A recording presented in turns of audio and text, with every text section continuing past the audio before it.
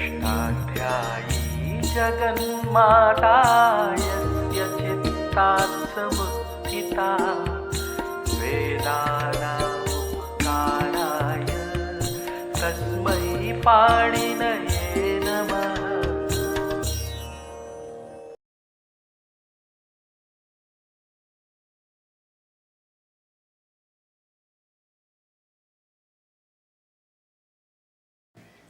नमः पाणिनये। हम लोग पौष्पी प्रक्रिया के अनुसार आधातु प्रत्यय परि होने पर होने वाले अंग कार्यों का विचार कर रहे हैं। हमने आदंत अंगों का विचार किया और आकारांत अंगों का विचार किया। अब हम विचार करेंगे कि अंग इगंत हो और प्रत्यय आधातुक हो तो हमें क्या करना चाहिए।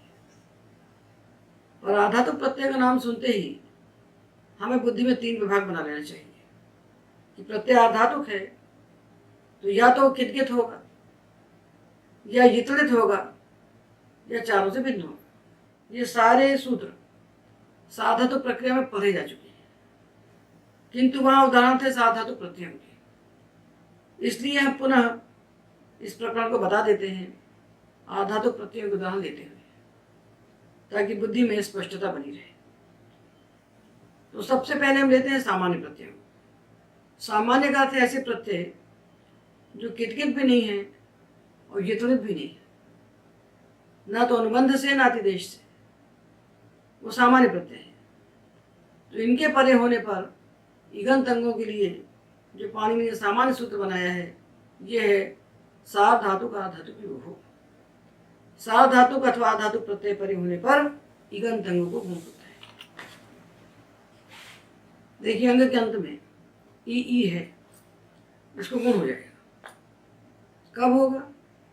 जब प्रत्यय सार्वधातुक होगा अथवा आधातुक होगा। कैसा सार्वधातुक आधातुक? जो किटकिट नहीं होगा और यितड़ित नहीं होगा, तभी गुण होगा। किटकिट में बात देगा कि नहीं और यितड़ित में बात देगा चुनित। तो नी ता नेता ची चेता जी जेता चेता चेतुम चेतव्यम जेता जेतुम जेतव्यम। ये गुण हो गया। ये सामान्य सूत्र है जो इगंत अंग को गुण करता है।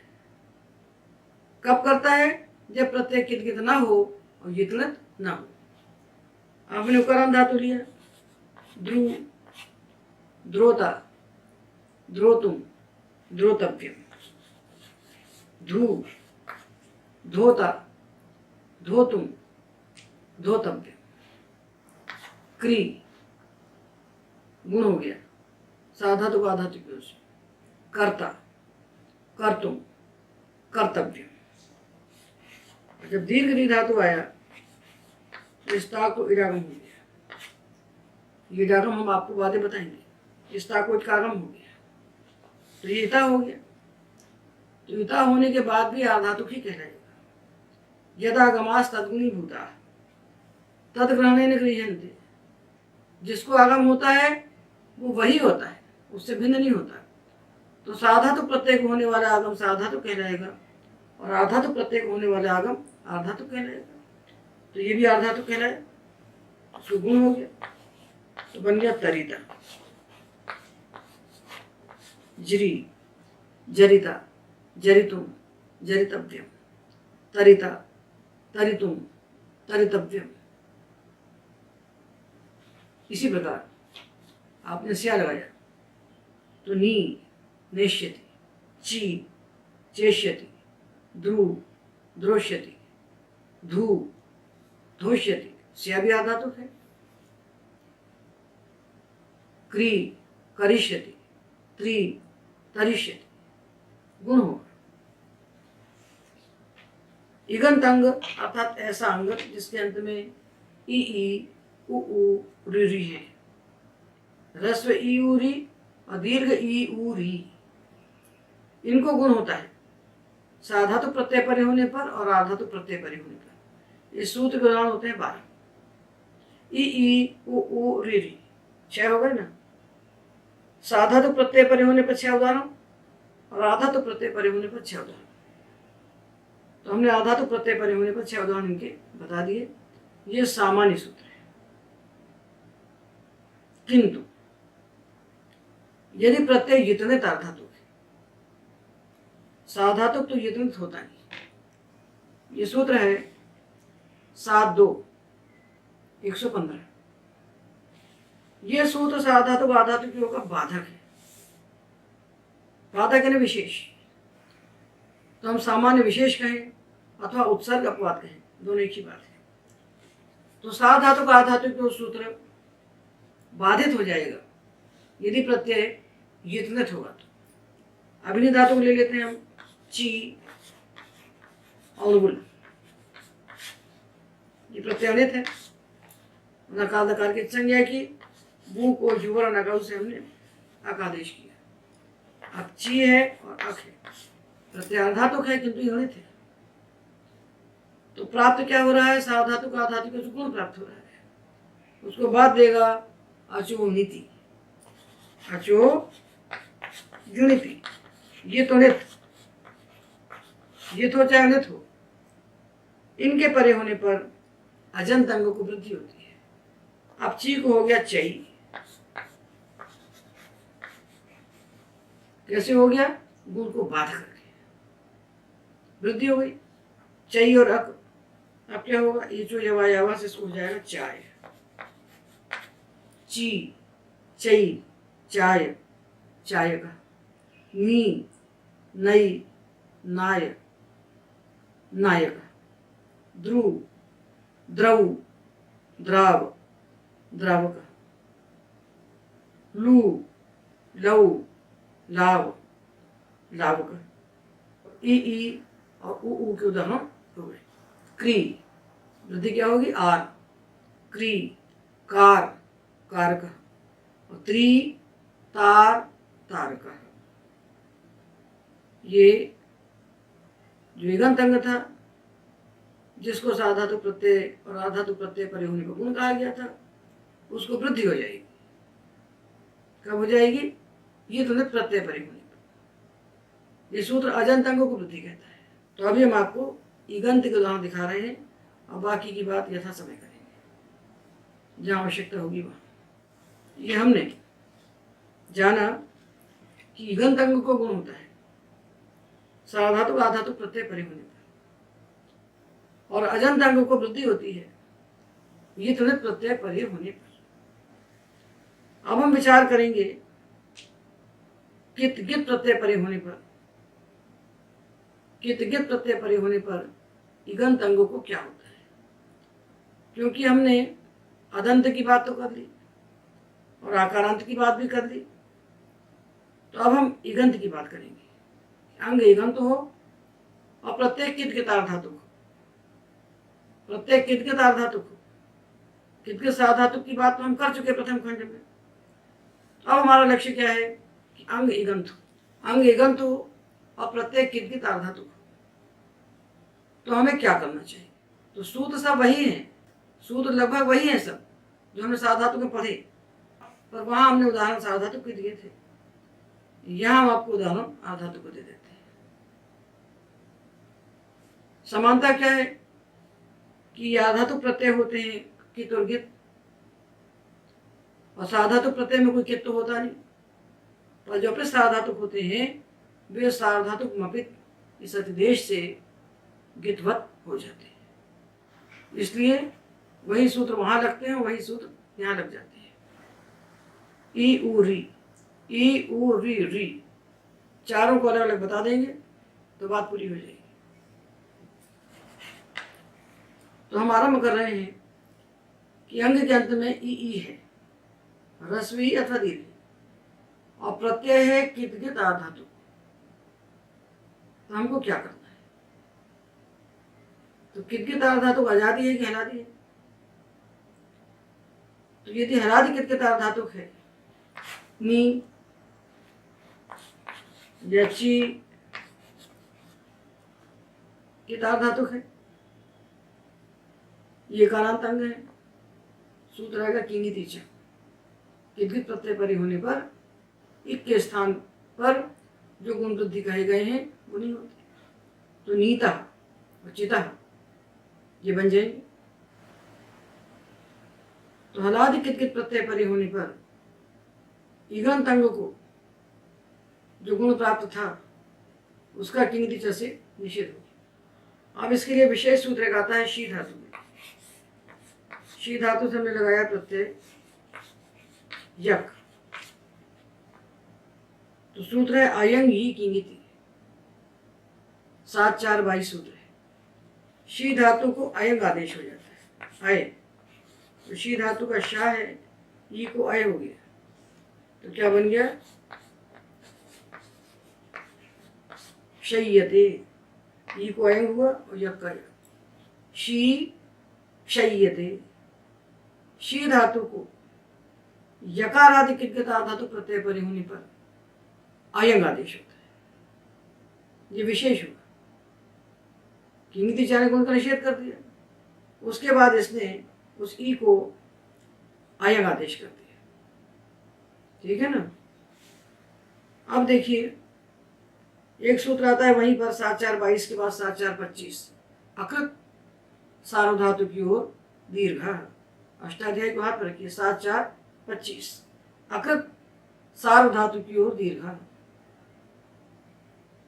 यकारादि प्रत्यय परे हो। कैसा यकारादि हो? जो कृत न हो और सार्वधातुक न हो। कृत भिन्न और सार्वधातुक भिन्न, यकारादि, किदगित, इतने विशेषण हैं। कृत न हो, सार्वधातुक न हो, यकारादि हो और किदगित हो। ऐसा प्रत्यय परे होने पर अजंत अंग को दीर्घ होता है। ची चीयते, जी जीयते, ये यक है। ये साधातु के यक से होने वाला विक्रम है। ये कृत भी नहीं है और साधातुक भी नहीं है और यकार आदि कित है। तो इसके परे होने पर अजंत अंग को दीर्घ होता है। तो चीयते, तो ची चीयते और नी नियते। इकारांत की बात पहले कर लेते हैं और उकारांत ऋकारांत तो दीर्घ ऋकारांत की बात बाद में कर लेंगे। अलग अलग करने से स्पष्टता होगी। ये तो बात हमने की कि अंग हमारा इकारांत है और प्रत्यय हलादि कितगत आर्धातुक है। तो इकारांत अंग में हमको कैसे चलना, ये विचार हमने पूरा कर लिया। अब हम बात करेंगे अंग इकारांत है और प्रत्यय अजादि कितगत आर्धातुक है, तो कैसे चलेगा? ई उ री री, इनको 4 हिस्सों में हम बात कर रहे हैं। मिला देंगे तो बातें समझ में आएगा नहीं। तो इकारांत अंग है, प्रत्यय हलादि कितगत आर्धातुक है। तो पहले आया किंगिति च। उसके बाद 2 सूत्र हमारे पास विशेष आए। अयंग ये किंगिति, जिसने शी को अयंग किया और अकृत साधातु की ओर दीर्घ, इसने अजंत अंग को दीर्घ किया। और जो श्वी धातु आएगा, श्वी, ये बच्चादि है, तो इसको हो जाएगा संप्रसारण। तो श्वी शू शूयते। और जो दीधी वेवी धातु है, दीधी वेवी, इनके लिए सूत्र है यी वनयोर दीधी वेव्यो। ई परे होने पर, ई परे होने पर और यकार परे होने पर दीधी वेवी के इकार का लोप हो जाता है। तो आंग उपसर्ग लगाया आदिध्य, आवेव्य, यह प्रत्यय लगाया तो आदिध्य आवेव्य, इकार का लोप हो गया। दीधी धातु सर पे लगाया तावस्य, तासुस्य लगाए, इटकागम हो गया तो इता इशिते रूप बन गए। तो प्रत्यय बन गया इता और इशिते। ये इकार परे है। दीधी वेवी के बाद इकार परे है। दीधी वेवी के इकार का लोप होता है यकार परे होने पर और इकार परे होने पर। तो आदिध्य आवेव्य हमने देखा यकार परे होने पर। इकार परे होने पर इसका लोप हो गया इकार। तो दीधिता दीधिष्यते, वेविता वेविष्यते, ये बन जाएगी दोनों। अब दीदी वेवी से बचे हुए जो इकारांत धातु हैं, इनको अजादि प्रत्यय परे होने पर क्या होता है? प्रत्यय अजादि है और धातु के अंत में ई है, तो हमें क्या करना चाहिए? तो देखिए, हमने साधातु को आधातु को तो पा लिया, अचोनिति पा लिया। साधातु को आधातु क्यों कहता है कि इकार के स्थान पर गुण करिए, प्रत्यय साधातु को आधातु है। तो अचोनिति कहता है वृद्धि कीजिए कि इकार के स्थान पर गुण करिए, प्रत्यय साधातु को आधातु है। तो अचोनिति कहता है वृद्धि कीजिए यदि प्रत्यय ये तो नहीं है। तो अब जो बच रहा है ये किसके लिए बचेगा? ये किदगित के लिए बचेगा। तो देखिए, धातु हो इकारांत इकारांत और प्रत्यय हो अजादि, अजादि प्रत्यय हो। यहाँ धातु का ई हो और वहां अजादि प्रत्यय। कैसा अजादि प्रत्यय हमको चाहिए? गुण निषेधक अजादि प्रत्यय चाहिए। हमको ऐसा अजादि प्रत्यय चाहिए जिसके लगने पर गुण का निषेध हो गया, क्योंकि गुण करने वाले सूत्र इससे पर हैं, उनके रहते हुए तो ये कार्य करेंगे नहीं सूत्र। इसलिए जो सूत्र हम बता रहे हैं, आपको बताने जा रहे हैं इकार के लिए 3 सूत्र। इनमें ये पहली बात जान लीजिए कि प्रत्यय चाहिए आजादी, और ऐसा आजादी चाहिए जो गुण निषेधक हो, जिसके लगने पर गुण का निषेध हो गया हो। तो देखिए, गुण का निषेध कैसे होता है? तो किंगितिचा से होता है गुण का निषेध, दीधी वेविताम से होता है। दीधी वेविताम सूत्र कहता है कि दीधी वेवी धातुओं को कभी गुण होता ही नहीं। जब दीधी वेवी को गुण नहीं हुआ तब तो हमने इकार का लोप किया, नहीं तो दीधिता दीधिष्यति कैसे बनता? तो गुण को रोकने वाले हम आपको 3 सूत्र बता रहे हैं। एक है किंगितिचा, जिसको आपने 100 बार पढ़ा है साधातु में। दूसरा है दीधी वेवी टाम, दीधी और वेवी धातुओं के इकार को गुण होता ही नहीं कभी। ये 2 हो गए। और तीसरा सूत्र हमने पढ़ा है न धातु लोप आर्ध धातु के। धातु का लोप करने वाला अर्धातु प्रत्यय यदि परे है तो उसको निमित्त मानकर इक के स्थान पर गुण वृद्धि नहीं होती। तो 3 सूत्र को निषेध करने वाले हैं। किंगितिचा बहुत व्यापक है, बड़ा है, फैला हुआ है पूरे शास्त्र में, किंतु दीदी वेवी टाम की वो दीदी वेवी धातुओं के लिए है। और न धातु लोप आधातु के, ये कहता धातु लोप निमित्तक आधातु प्रत्यय परे होने पर इक के स्थान पर होने वाले गुण वृद्धि कार्य नहीं होते हैं। तो 3 सूत्र हैं गुण निषेध, ये ध्यान रखिए। गुण का निषेध जब हो जाएगा तब ये सूत्र लगेंगे जो हम बता रहे हैं।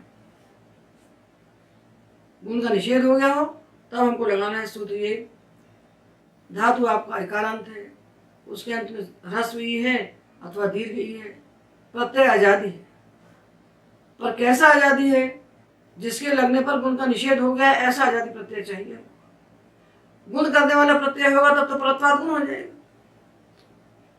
परत्वाद गुण हो जाएगा, गुण करने वाले सूत्र पर है, वृद्धि करने वाला ही पर है। तो इसीलिए ये सूत्र कब लगने वाले हैं? 3 सूत्र हम आपको बताने जा रहे हैं इकार के लिए। ये कब लगेंगे?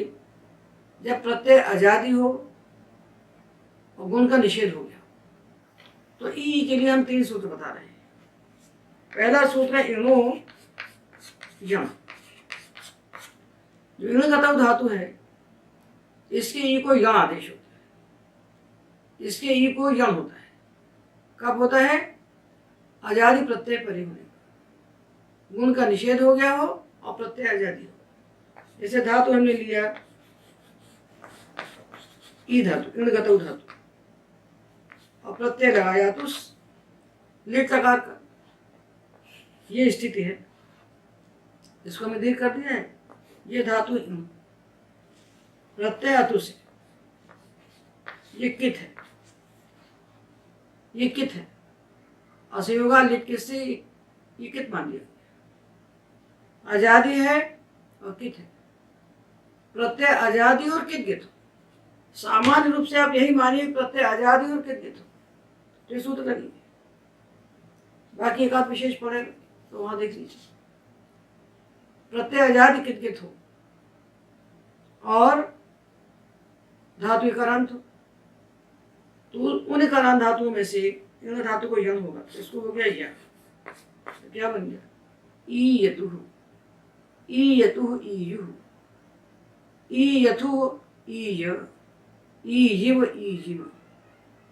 इन धातु के ई को यण होता है आजादी के प्रत्यय परे होने पर। ऐसे मान लीजिए, समझने के लिए यही अर्थ अच्छा है। फिर जब आएगा न धातु के बाद धातु के, तब हम अर्थ कर लेंगे गुण निषेधक प्रत्यय होना चाहिए। ये एकाराम धातु में से हमने एक धातु बताया, आप दूसरा बताते हैं। निनी अतुः, विभि अतुः, यतुस् प्रत्यय धातुक है और संयोगा लिट किससे कित है, तो आजादी कित आर्धातुक है। अंग कैसा चाहिए हमको, अंत के अंग में छोटा ई हो कि बड़ा ई हो, और उस ई के पहले संयोग ना हो, और धातु में एक से अधिक अच हो। सूत्र हम पढ़ने जा रहे हैं, एर अनेकाचो संयोग पूर्वस्य। ये सूत्र है 6482।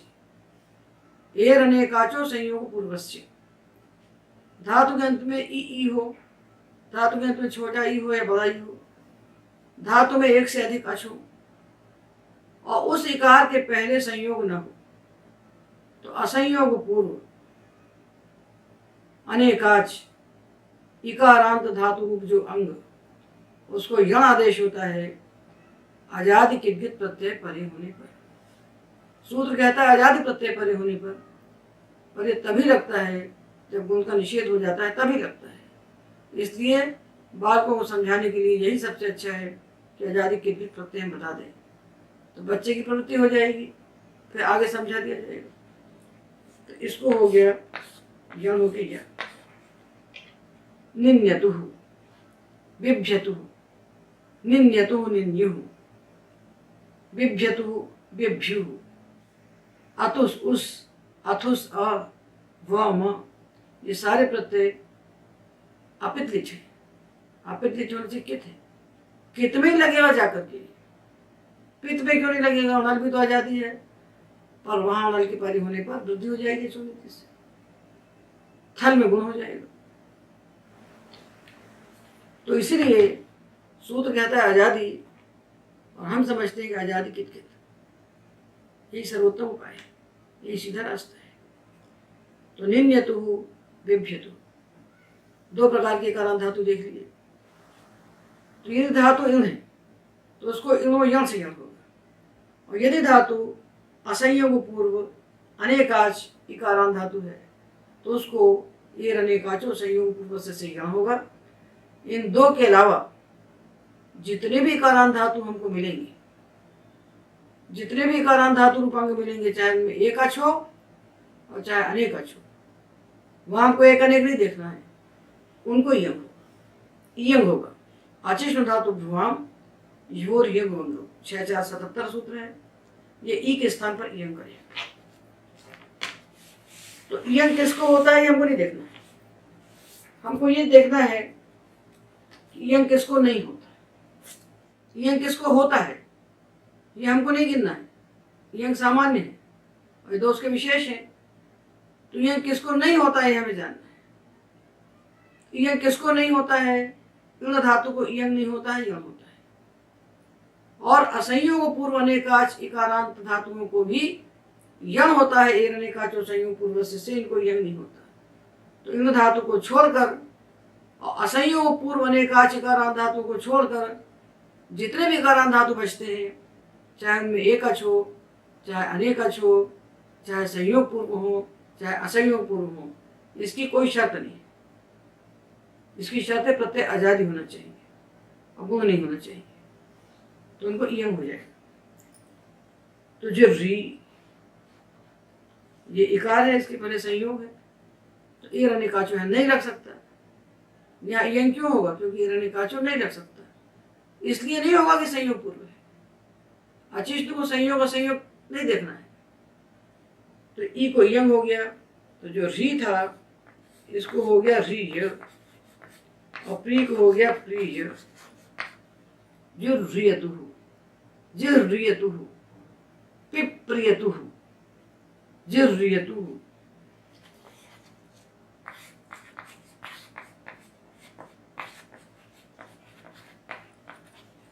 जिर्रियतुः, पिप्रियतुः।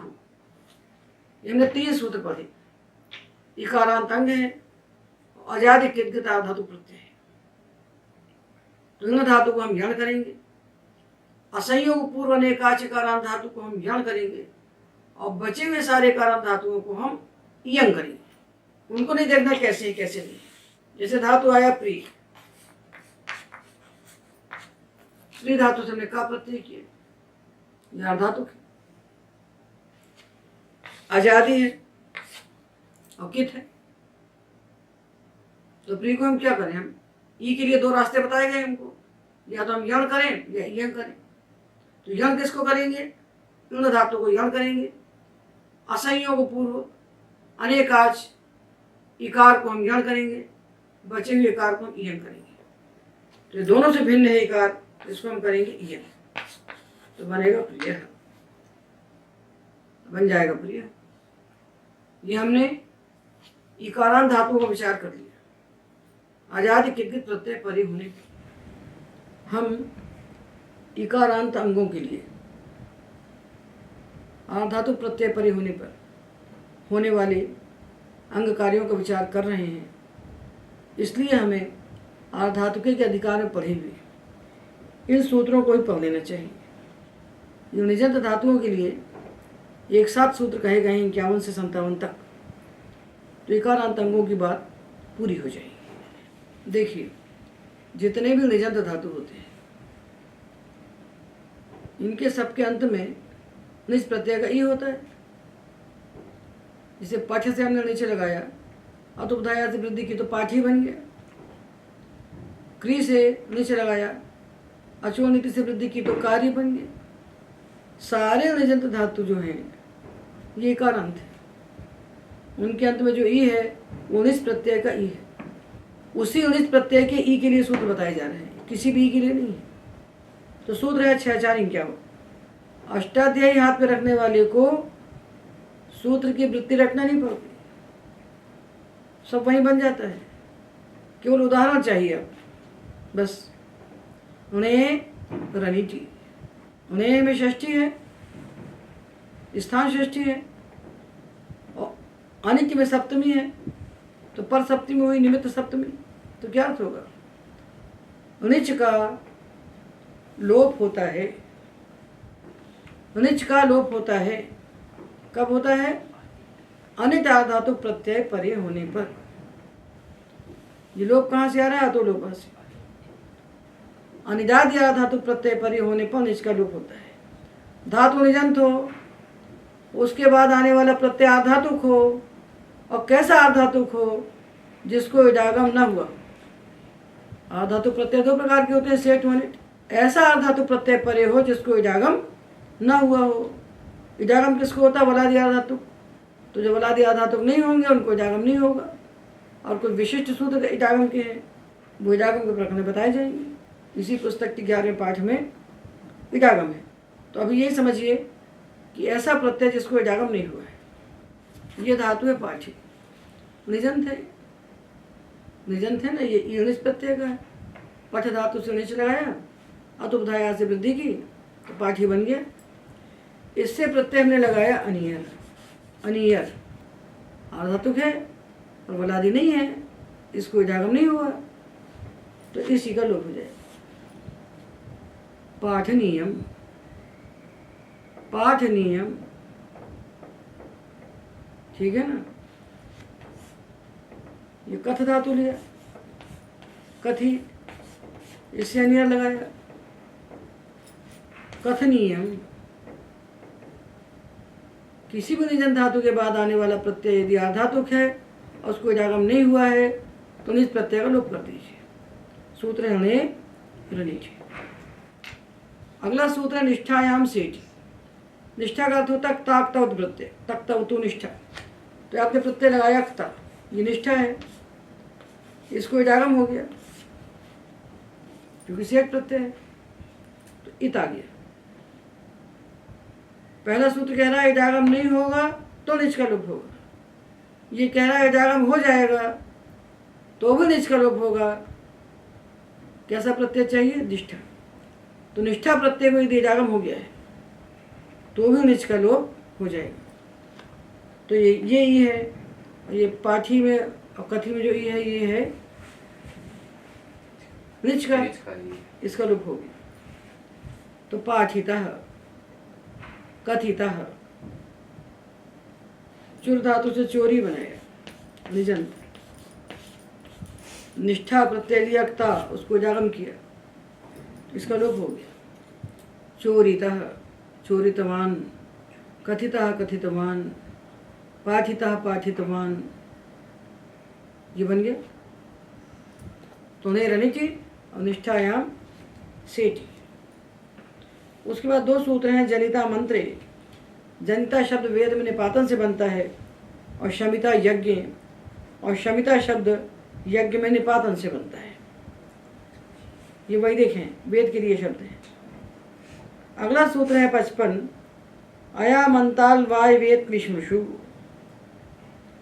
इसमें 6 प्रत्यय हैं। आम, अंत, आलू, आय्य, इत्नु और इष्णु। आम, अंत, आलू, आय्य, इत्नु, इष्णु। सूत्र है 6 4 55। इन प्रत्ययों के परे होने पर उन्हीं का लोप प्राप्त है, क्योंकि इनमें से कोई भी प्रत्यय सेठ नहीं है, सब आजादी है, किसी को इडागम नहीं हो रहा है। तो इनके परे होने पर उन्हें इसका लोप प्राप्त है, उन्हें रनिति से, उसका बाधक सूत्र है। ये कह रहा है कि इन 6 प्रत्ययों के परे होने पर उन्हीं के स्थान पर आय आदेश हो जाता है। जैसे क्री धातु है, निच किया, अचोनित से वृद्धि हुई तो कार्य धातु बन गया, निजन धातु है। ये प्रत्यय आम है। कौन सा आम है? काश प्रत्यय आम मंत्र लिखिए, है ना। यह आधातु प्रत्यय है, इसको इडागम नहीं हुआ है तो अनिजात आधातु प्रत्यय है, तो निरंची से इसी का लोप प्राप्त है।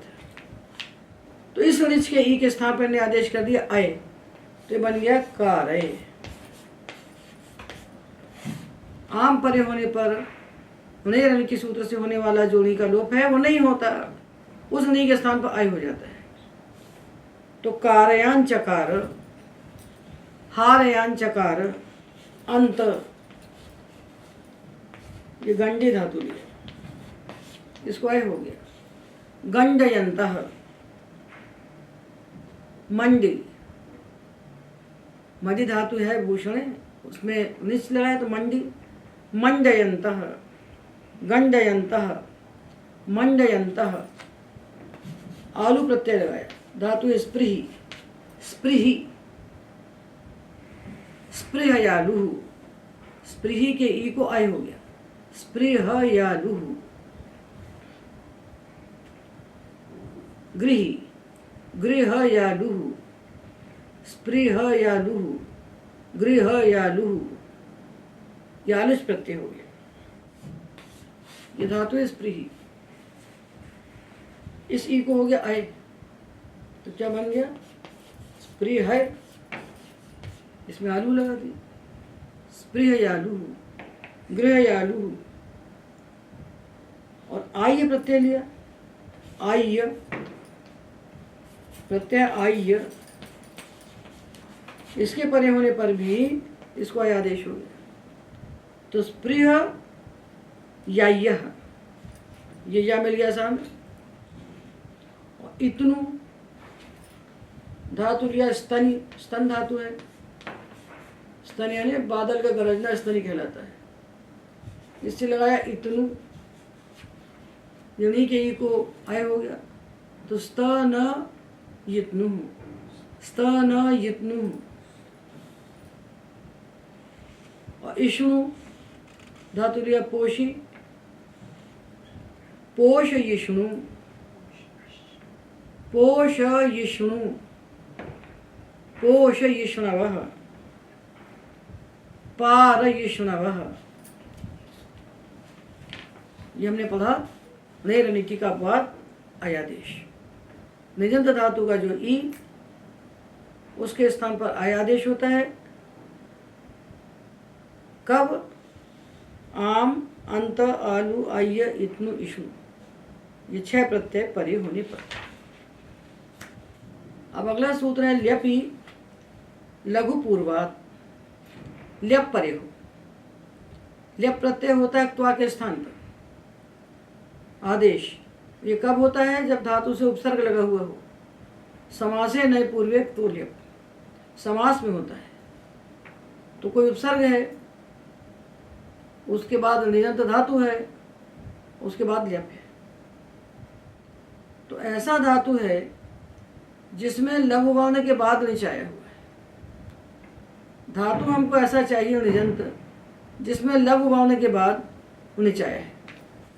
हमने धातु लिया नमी, नम धातु है, नम धातु से नीचे लगाया तो अतुपधाया से वृद्धि हुई। और धातु चूंकि मित है तो मिताम ह्रस्व से ह्रस्व हो गया। इसके उदाहरण बनेंगे धातु जिनको मिताम ह्रस्व से ह्रस्व हो गया है। मित धातु उदाहरण बनेंगे या चुरादिगण के जो अदंत धातु है 93 वो बनेंगे इसके उदाहरण, जिनकी उपधा को वृद्धि गुण इत्यादि कुछ नहीं हुआ है या हो करके ह्रस्व हो गया है। तो नमी, इसके बाद आया ल्यप। ल्यप कब आएगा? जब इसमें उपसर्ग लगे। तो प्र नाकोणा हो जाए प्रणमी और ल्यप। ल्यप परे सूत्र कह रहा निजंत धातु हो, निजंत धातु हो और निच कैसा हो? लघु पूर्व वर्ण से उत्तर हो। लघु से उत्तर नहीं, लघु पूर्व वर्ण से उत्तर। तो देखिए यह प्र, फिर ये णा है, फिर ये म है और ये निच का ई है। ये मकार है लघु पूर्व। इस मकार के पहले ये आ लघु है। लघु जिसके पूर्व में है ऐसे वर्ण से उत्तर जो निच। लघु जिसके पूर्व में, किसके पूर्व में? माँ के पूर्व में। ऐसे माँ से उत्तर जो निच, इसके स्थान पर आयादेश हो जाता है ल्यप परे होने पर। ल्यप परे हो, धातु निजंत हो और उस निजंत धातु में जो निच है उसके पूर्व एक हल हो और हल के पहले लघु वर्ण हो। तो ऐसे निच के स्थान पर आयादेश हो जाता है। तो क्या बनेगा? प्र ण मय्य, प्रणम में नहीं बनेगा। प्रणमय्य गतः, प्रणमय्य गतः। इसको उदाहरण मित धातु बनेंगे या अग्लोपी बनेंगे। ये धातु आया शमी, निच है, निच के पहले मकार है, उसके पहले लघु वर्ण है। ये दम धातु लिया दमी, मकारांत धातु अमंत सारे धातु मित होते हैं। ये धातु लिया हमने यंगंत, बेभिद्यते। ये प्र बे भिद्य, ये धातु लिया प्रबे भिद्य धातु लिया। ये निजन धातु बना प्रबे भिधि।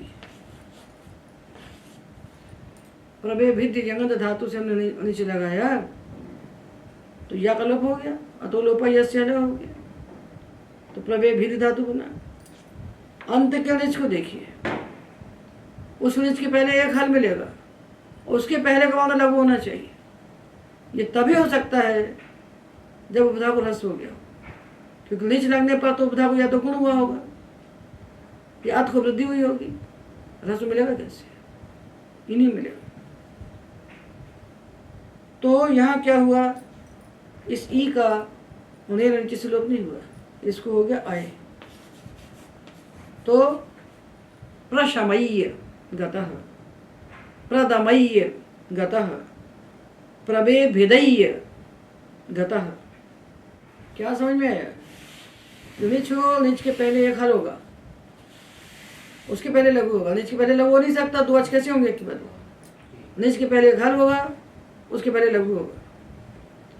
अब यदि आपने कह दिया पत धातु, तो प्र और पत में निच लगाया तो दुबधाया से वृद्धि हुई, धातु बना पाती। ये तो मित नहीं है, इसको तो ह्रस्व नहीं हुआ ना। इसके बाद लेप लगाएंगे तो इसको आदेश नहीं हो सकता, क्योंकि निच है, उसके पहले ता है, उसके पहले दीर्घ है। यहाँ क्या लगेगा? उन्हें नीचे से ई का, उन्हें नीचे से निच का लोप हो जाएगा। तो प्रपात्य गता है, गिरा के चला गया। पातयति गिराता है, पतति गिरता है, पातयति गिराता है, गिरा के चला गया। प्रपात्य गता, प्रपात्य गता। यहाँ आय आदेश नहीं होगा, ठीक है। अब आप धातु यदि आता है आप, तो प्रा है और आप है, तो प्राप हो गया। प्राप है और इसमें निच लगाया, प्रापी। अब यहाँ भी तो दीर्घ है, तो यहाँ भी आयादेश नहीं होना चाहिए, नहीं नीचे से निच का लोप होना चाहिए। तो सूत्र आता विभाषापः, आप धातु के बाद आने वाला जो निच, उसको विकल्प से आयादेश होता है। तो प्राप्य गतः और प्रापय्य गतः, पहुंचा के चला गया। प्राप्य गतः, प्रापय्य गतः, पहुंचा के चला गया। तो यहाँ दीर्घ था और आयादेश करना है विकल्प से, तो अलग से सूत्र बनाए विभाषापः। ये हमने निजंत धातुओं के स्थान पर होने वाली अंग कार्यों को देखा। अब इसके साथ इसी क्रम में 4 सूत्र और पढ़े गए हैं। यु प्लुवोर दीर्घ छंदसी, यु धातु और प्लु धातु, इनको दीर्घ हो जाता है लेप परे होने पर कहाँ होता है? छंदसी, वेद में होता है, लोक में नहीं होगा। तो वेद में वियूय और परिप्लूय बनेंगे, लोक में नहीं बनेंगे। लोक में तो ह्रस्व से प्रतिकृति तुक होगा। और क्षीय है, क्षी धातु को भी लेप परे होने पर दीर्घ होता है। लेप कब होगा? जो उपसर्ग होगा, लेप, इसको दीर्घ हो गया। प्रक्षीय, निष्ठायाम अन्यदर्थे, तो निष्ठा प्रत्यय हो धातु से, किस धातु से? क्षी धातु से। क्षी धातु की बात चल रही है। क्षी धातु से परे निष्ठा प्रत्यय हो, और कैसा हो? अन्यदर्थे, नियत प्रत्यय का अर्थ ना हो उसका। तो नियत का क्या अर्थ होता है? भाव कर्म। तो ऐसा निष्ठा प्रत्यय हो धातु से परे जिसका अर्थ भाव कर्म ना हो, क्योंकि इसका अर्थ कर्ता भी होता है, कर्म भी होता है, भाव भी होता है। तो ऐसा निष्ठा प्रत्यय हो जो कर्ता अर्थ में हुआ, भाव कर्म अर्थ में न हुआ, उसके परे होने पर क्षी धातु को दीर्घ होता है। तो क्षी धातु से क्ता प्रत्यय किया और कर्ता अर्थ में किया। क्षी धातु हो, उसके बाद निष्ठा प्रत्यय हो, निष्ठा प्रत्यय कर्ता अर्थ में हो, भाव कर्म अर्थ में ना हो, तो क्षी धातु को दीर्घ हो जाता है। और जब दीर्घ हो जाता है तो क्षीयो दीर्घा सूत्र निष्ठा के तकार को नकार कर देता है। तो इसको ता को हुआ ना और ना को हुआ अटको पांगनुम व्यवाई पी से ना, तो क्षीणा बन गया। क्षीणा, क्षीणोयम तपस्वी। वाक्रोश दैन्य यो हो, यदि धातु का अर्थ आक्रोश है या दैन्य है, दैन्य ने बेचारा, तब ये दीर्घ विकल्प से होता है, तब विकल्प से दीर्घ होता है। जब दीर्घ होगा तब नत्व होगा, दीर्घ नहीं होगा तो नत्व भी नहीं होगा। तो क्या बनेगा? क्षितः, क्षितः, क्षिता बनेगा, जब दीर्घ होगा तो क्षीण बनेगा। यह आक्रोश और दैन्य अर्थ में होगा। क्षितोयम तपस्वी, ये बेचारा तपस्वी क्षीण हो गया तपस्या कर कर, ये दैन्य अर्थ है। और क्षितायुरेधि, ये आक्रोश है। वो कह रहा है कोई सामने वाले से कि मर जा तू, तेरी आयु क्षीण हो जाए, यह आक्रोश है। तो आक्रोश अर्थ में क्षिता, दैन्य अर्थ में क्षिता, अन्य अर्थों में क्षीण। तो आक्रोश अर्थ में और दैन्य अर्थ में विकल्प से होगा, क्षिता क्षीण, क्षिता क्षीण। और अन्य अर्थों में जब कर्ता अर्थ में प्रत्यय होगा तो दीर्घ होगा, दीर्घ होगा तो नत्व होगा, नकार को नकार होगा। ये हमने इकारांत अंगों के लिए होने वाले जो अंग कार्य हैं उनका विचार कर दिया। अब आगे हम प्रक्रिया पढ़ेंगे तो हम अंगों को देखेंगे और प्रत्यय को देखेंगे। अंग इकारांत है, प्रत्यय किस प्रकार का है, किदगित है कि यतृत है कि उनसे भिन्न है, आजादी है कि हलादी है। अंग को देखेंगे कि इकारांत है तो कैसा इकारांत है, निजंत धातु का इकारांत है कि दूसरा कोई इकारांत है। ये सारे हमने आपको अलग अलग निकाल करके दिखा दिए, पूरा विवेचन इनका हमने कर दिया, ताकि आगे जब प्रक्रिया में हम प्रवेश करें तो हमें किसी प्रकार से कठिनाई ना हो। ठीक है ना। और उकारांत धातुओं के लिए आधातु प्रक्रिया में एक ही सूत्र है, अचिष्ण धातु भ्रुवाम योर यंग वंगो। धातु उकारांत है, चाहे संयोग हो चाहे असंयोग हो चाहे कुछ भी हो। उकारांत धातुओं को उवंग आदेश होता है आजादी प्रत्यय परि होने पर, आजादी ने आजादी के प्रत्यय परि होने पर। लुलु अतुस, इसको उवंग हो गया तो क्या हो गया, इसको उवंग हो गया लु हो गया, लु लुवतुहु, नुनु नु नुवतुहु, रुरु रु रुवतुहु। जितने भी उकारांत धातु आएंगे उन सबको उवंग ही होगा।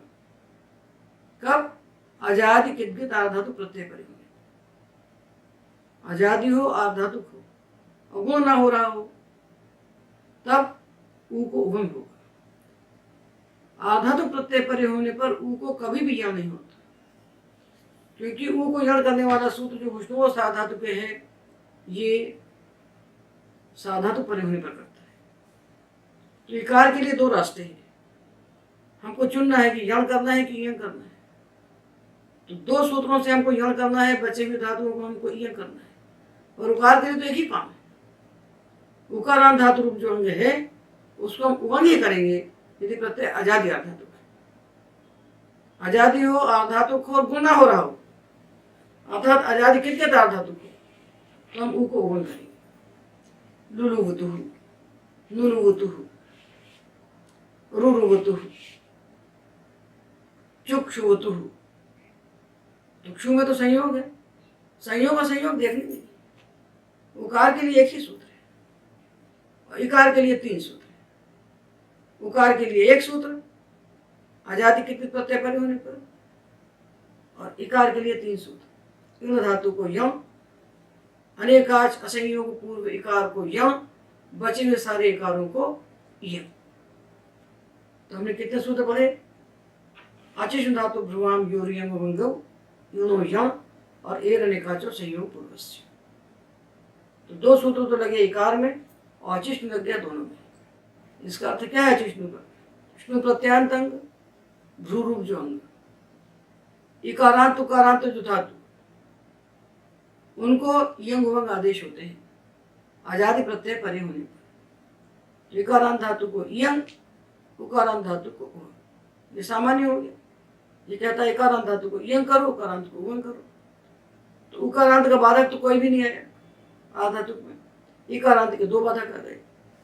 तो इकारांत में तीन हिस्से बना देना, यून धातु को यण, असंयोग पूर्ण अनेकाच इकार को यण, बचे हुए सारे इकार को यण। तो उकारांत धातुओं के लिए केवल एक सूत्र, प्रत्यय आजादी किदगित आधातुक है तो उकारांत धातु के ऊ को हम उवंग ही करेंगे। और यदि प्रत्यय आजादी कित धातुक है, धातु एकारांत है, तो 3 सूत्र। इन धातु को यण, असंयोग पूर्ण एकाच इकार को यण, बचे हुए सारे इकार को य। ये हमने कित प्रत्यय परे होने पर इकारांत और उकारांत धातु का विचार कर लिया। अब ह्रस्व इकारांत और दीर्घ इकारांत धातु का विचार हम अगले व्याख्यान में करेंगे। आज के व्याख्यान में इतना।